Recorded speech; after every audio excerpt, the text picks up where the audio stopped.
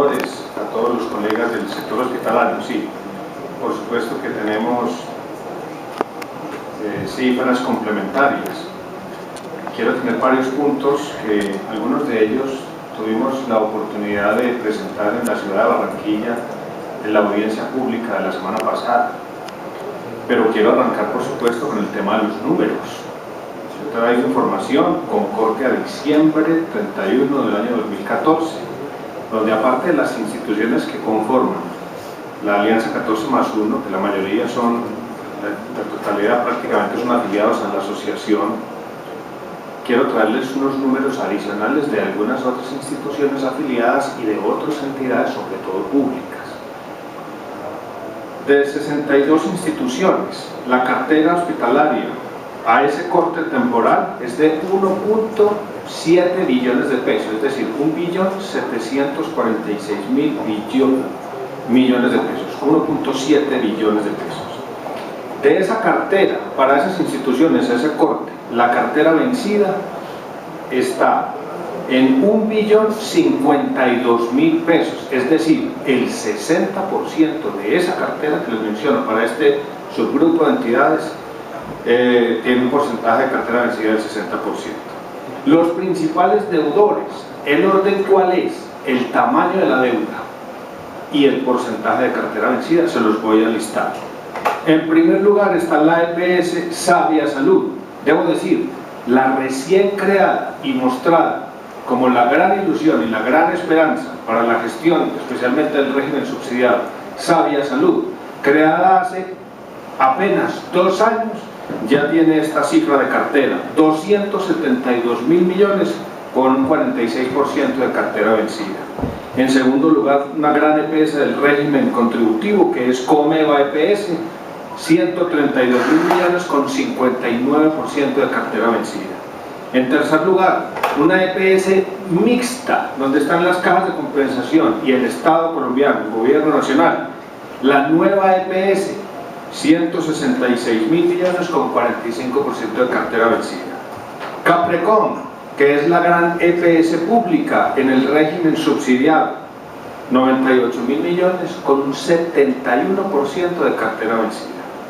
MD Salud, que ya la mostraron como primera en la lista del grupo, 64.000 millones con una impresionante cifra de morosidad del 97%.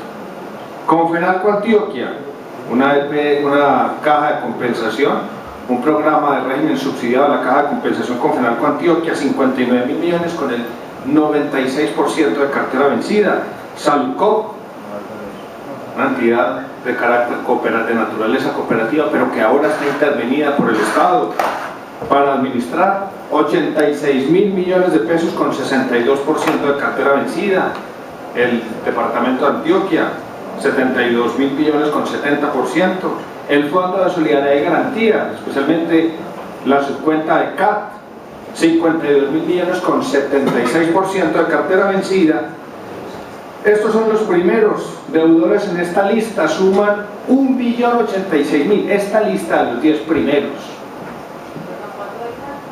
Señora, de CAT, 52.000 millones con el 76% de cartera vencida. Esto es corte a diciembre y además incluye, aparte de las primeras instituciones que se mostraron acá, un número importante de otras instituciones, especialmente instituciones hospitalarias públicas del departamento de Antioquia, no es solo Medellín sino Antioquia. Estas son las cifras de Antioquia. Es un porcentaje superior al que les mostraba la semana pasada del promedio nacional. No se les olvide, el promedio, la cifra nacional con corte a diciembre está en 5.3 billones de pesos, con el 58% de cartera vencida, es decir, el fenómeno de morosidad es mayor en el departamento de Antioquia.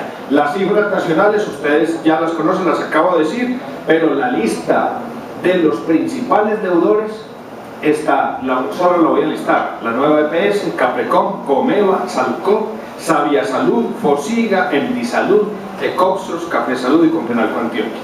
Miren ustedes la coincidencia importante, son prácticamente el mismo grupo de líderes, tengo que decir, líderes negativos en el asunto de la mayor cartera y de la mayor morosidad. Pero también les tengo que hacer, y yo creo que los representantes de las instituciones hospitalarias pues así lo mencionarán ahora, y es, miren ustedes cómo la mayoría de estas entidades que están en el top de los grandes deudores o son públicas, o son mixtas, o están en intervención por parte del Estado. Es decir, este es un tema inexcusable de la administración estatal, el mal funcionamiento de lo que está pasando hoy con el sistema.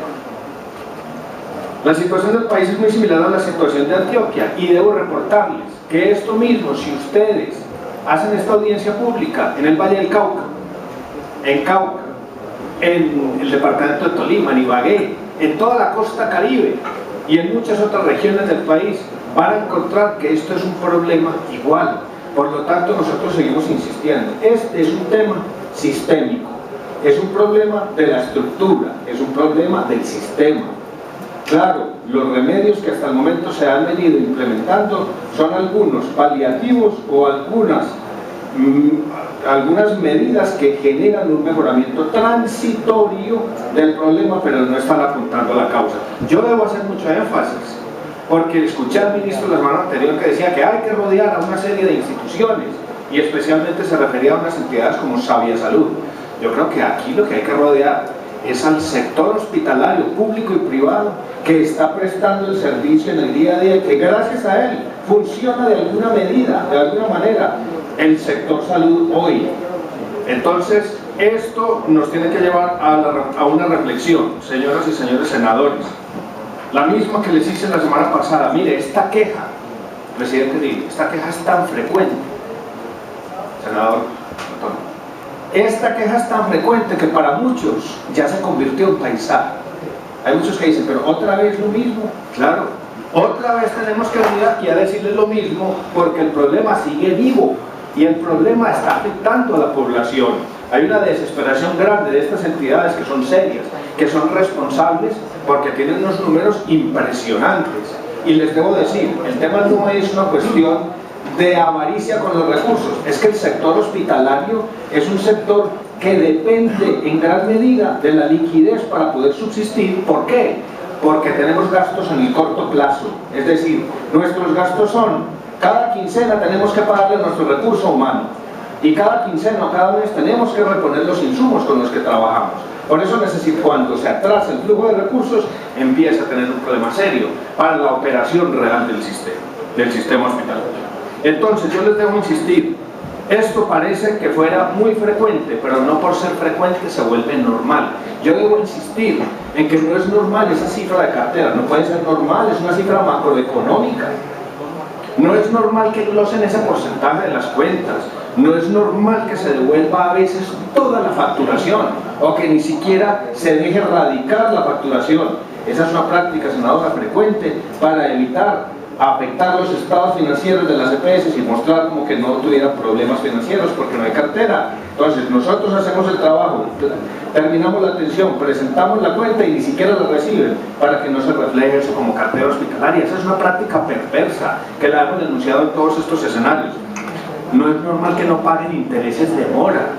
Tampoco es normal que se respeten sistemáticamente los contratos y que algunos pagadores no tengan temor de la ley o de las entidades de inspección, vigilancia y control. Debo decirles, como lo decía Luis Guillermo al final, no es normal que los servicios de urgencias estén como están hoy y que la mayoría de los pacientes nos estén entrando por esas puertas. Así no funciona un buen sistema de salud, algo hay anormal. No es normal la fragmentación del servicio. Fragmentación es que al paciente le dan el medicamento allí, le hacen la consulta allá, le programan la cirugía en tal parte, le hacen el examen en otra parte. Eso, la fragmentación del servicio, no es normal. Puede que sea frecuente en la disfunción de este sistema, pero eso no nos podemos acostumbrar y pensar que esa es una cuestión normal. Y tampoco es normal por parte del gobierno que se aplacen tanto las decisiones a pesar de tener tanta evidencia. Nos parece que no es normal que se hagan tantas excepciones, y entonces la excepción es porque es de un territorio, o porque es de cierto régimen, o porque los dueños son de determinado tipo de naturaleza jurídica. Entonces hay excepciones. Yo creo que los marcos jurídicos se tienen que aplicar de manera implacable para todos. Eso es lo que se llama seguridad y estabilidad jurídica. Aquí se están haciendo excepciones para el manejo de algunas entidades. Entonces, yo creo que no es normal no resolver este asunto a pesar de las evidencias del daño que se está causando. Un tercer punto importante, señor presidente. Nosotros, miren las cifras que traen, yo creo que ustedes son tímidos, nuestros colegas del sector hospitalario, porque es que los números hay que presentarlos, yo creo que hay que decirlos con mucha fortaleza. Solamente los tres primeros números de los tres grandes, digamos, acreedores o damnificados del sector hospitalario. San Vicente de Paúl, yo sé que ustedes revelaron las cifras, por eso me atrevo a decirlo con nombre propio, a revelarlas. ¿Quién puede trabajar con 385.000 millones de cartera y con 275.000 de cartera vencida?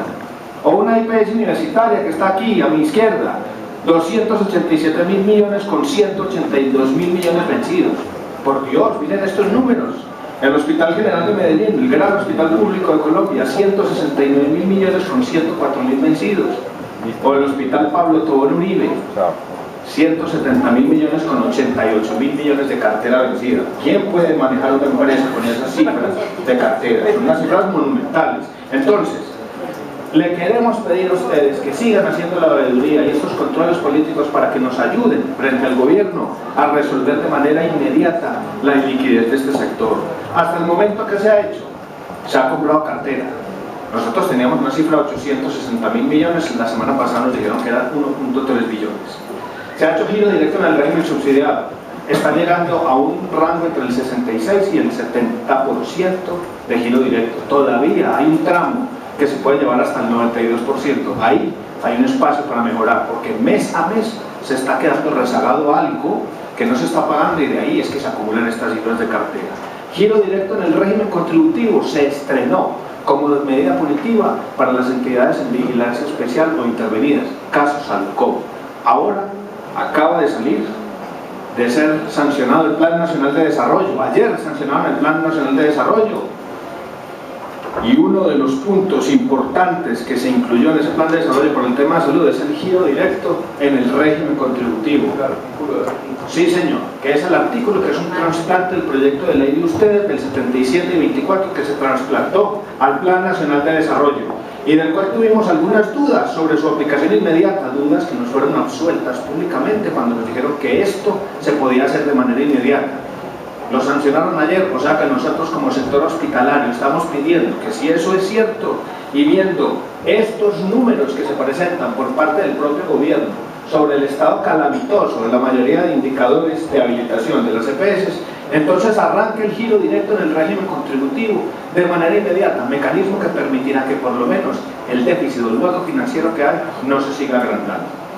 ¿Qué más se espera? Que de las cajas de compensación familiar, ese artículo que también se hizo el trasplante, pero que el trasplante quedó incompleto, al Plan Nacional de Desarrollo, se pueda obtener una liquidez para pagar muchas deudas de EPS liquidadas, derivadas de esas entidades y de EPS en funcionamiento. Debo decir nombres grandes, como por ejemplo la nueva EPS y otras EPS que están funcionando hoy y que deberían obtener liquidez, pero esa liquidez debería ser aplicada inmediatamente y en su totalidad al pago de la deuda hospitalaria. En el mediano plazo, nosotros ¿qué vemos? El proyecto de ley que ustedes están tramitando, que ustedes arrancaron, el 77 y el 24, que concede créditos a las EPS para pagar a las IPS, que concede créditos blandos a las IPS, que utiliza unos fondos residuales de diversas fuentes para, recuerdo por ejemplo regalías, ONSAED y otros, para pagar deuda al sector hospitalario. Lo mismo que el saneamiento contable, la prelación de créditos en la liquidación. Esas son cosas que en el mediano plazo pueden ayudar. Nosotros queremos pedir aquí también que ustedes consideren en alguno de esos proyectos de ley incluir cosas como la búsqueda inmediata de la declaratoria o conformación de grupo empresarial, porque muchas de esas entidades pertenecen a un gran conglomerado, pero a la hora de las deudas entonces están solos. A la hora de las ganancias, ahí sí entonces va todo para el grupo empresarial.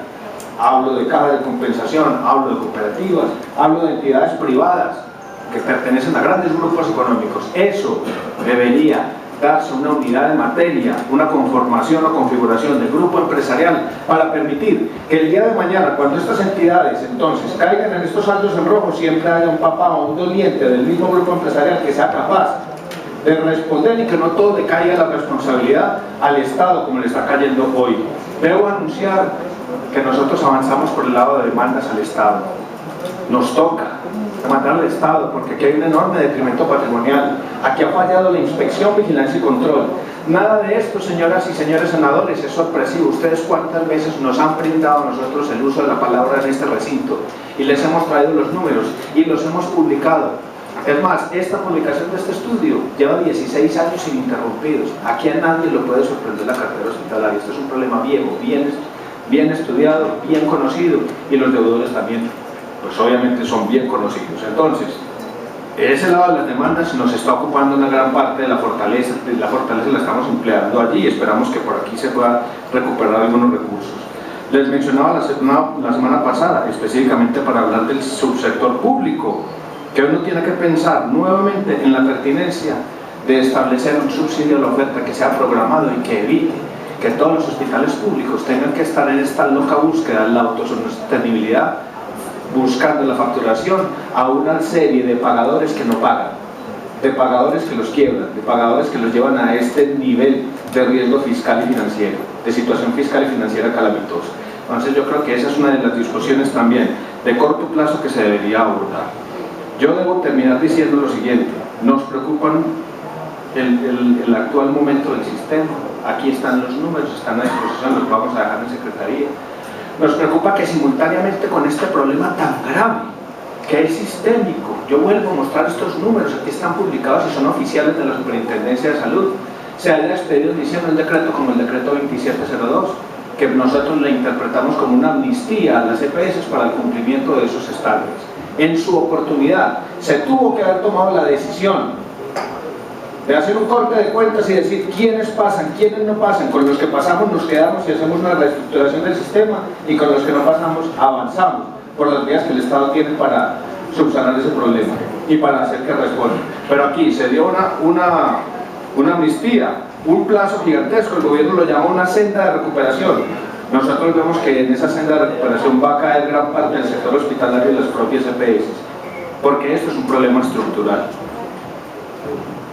Nuestra conclusión final es, independientemente del trabajo que ustedes están haciendo, que es denodado por sacar nueva normatividad para que se puedan recuperar todos estos fondos y se paguen los temas de cartera, aquí nosotros seguimos insistiendo, hay que dar un debate profundo sobre la pertinencia o no del actual modelo de salud y sobre la necesidad de hacer un cambio real al sistema para crear estructuras más sencillas, que generen más automatismo en las relaciones, que eviten los costos altísimos de transacción y de administración, el desgreño administrativo y la corrupción tremenda que hay al interior, el rumor de corrupción tremendo que hay al interior del sistema de salud. Propuestas ha habido, nosotros hemos hablado de un sistema sin integración vertical, con administración regulada, con redes integradas, con la atención primaria en salud y con un mecanismo de aseguramiento estatal central.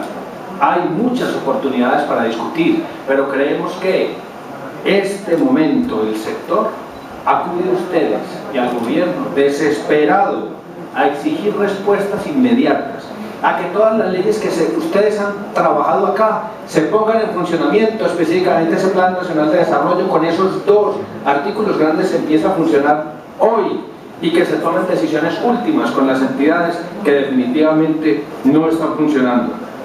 Tenemos un factor agravante, señoras y señores senadores: la gente que no fue buscada con programas promocionales y preventivos, o que no fue detectada con su enfermedad inicialmente, hoy está gravemente enferma, frecuentemente enferma, y usa de manera creciente los servicios del sistema de salud. Entonces, en este estado de liquidez tenemos por el otro lado un estado gigante de creciente demanda de los servicios de salud. Debo decirles que viene una curva creciente de 10, 15, 17% en los últimos 3 años de crecimiento de la frecuencia y la entrada de pacientes por el sistema de urgencias.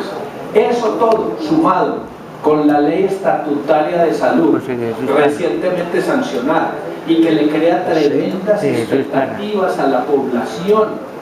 Desde el propio lenguaje oficial se ha hablado de una gran cantidad de bondades que nosotros decimos que estamos de acuerdo con todo lo que hay en la ley, pero para poder hacer realidad y operativo ese sistema fabuloso que hay en la ley estatutaria, pero tiene que haber unos cambios en la operación real del sistema, y eso tiene que ser un cambio a través de una reforma ordinaria. Nosotros, para terminar, debo decir cómo van las cosas. Hay mucha voluntad de este sector hospitalario ético, comprometido, y las puertas no se van a cerrar, porque eso iría en contra de los principios y el humanismo que nos reúne. Pero vamos a llegar a la parálisis hospitalaria. A la parálisis sectorial vamos a llegar, porque por sustracción de materia y sustracción de recursos, nosotros no vamos a tener cómo funcionar y atender. Las puertas estarán abiertas, pero no tendremos oportunidad de maniobrar y hacer todos los procedimientos que sabemos hacer para atender a la población.